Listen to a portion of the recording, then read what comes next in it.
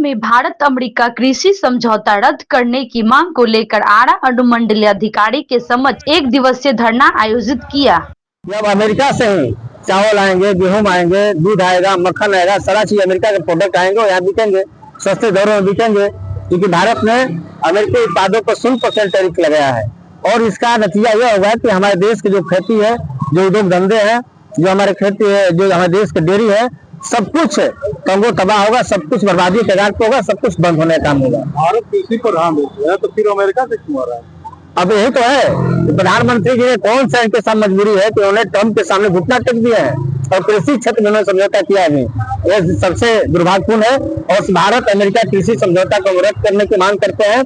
इसके साथ ही साथ जो अभी किसानों का जो धान खरीदने का जो सवाल है, भोजपुर में बहुत कम ही किसानों का धान खरीदा गया है और जबकि पैक्स ने 2369 रुपया प्रति क्विंटल किसानों का धान खरीदना था, लेकिन बिचौलियों के हाथे हमारे भोजपुर के किसान 1400 रुपये, 1500 रुपये, 1700 रुपये धान बेचने के लिए मजबूर हैं। धान बेचने का काम किया है तो किसानों के धान की खरीद की गारंटी हो, एमएसपी कानून को लागू किया जाए।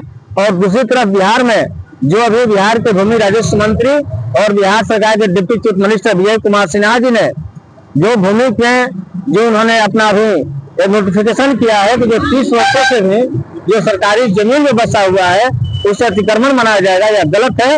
और 1948 में जब बिहार में जो पीपी एक्ट लागू हुआ था, इसमें कहा गया था कि जो लोग 20 साल से भी ज्यादा समय से अगर जो किसी बिहार सरकार की जमीन पर, किसी मालिकाना जमीन पर अगर जो बसे हुए हैं तो उनका वो मालिकाना हक होता है। और तमाम गरीबों को हम बिना जमीन का पर्चा दिए हम उसको हटाने का काम नहीं करेंगे। लेकिन भोजपुर में कई जगहों पर अभी नगर प्रखंड के बेलाउर गांव में सूर्य मंदिर का निर्माण किया जा रहा है और उस निर्माण कार्य को लेकर के वहां के दलितों को हटाने का काम किया जा रहा है। इसलिए मैं कहूंगा कि जो विजय कुमार सिन्हा जी का जो प्रस्ताव है, ये प्रस्ताव गरीब विरोधी है, दलित विरोधी है। जब इनको चुनाव आता है, चाहे लोकसभा का चुनाव हो, चाहे विधानसभा का चुनाव हो, उस चुनाव में किसानों की बात करेंगे, नौजवानों की बात करेंगे, दलितों की बात करेंगे, पिछड़ों की बात करेंगे। और चुनाव जीतते हैं इनका बुलडोजर जो है वो दलितों के घरों पर चलता है, किसानों के घरों पर चलता है। इसलिए हम लोग का ये सांकेतिक धरना है अखिल भारतीय किसान महासभा का, और धरना के माध्यम से इन तमाम सवालों को हम लोग उठाने का काम किए हैं। अगर ये हमारी मांगों को नहीं सुनी गई तो आने वाले दिनों में हम लोग बड़े आंदोलन करेंगे। और 12 तारीख को जो ट्रेड यूनियन का जो हड़ताल है, उस आम हड़ताल को अखिल भारतीय किसान महासभा हम लोग उसके समर्थन में उतरने का काम करेंगे।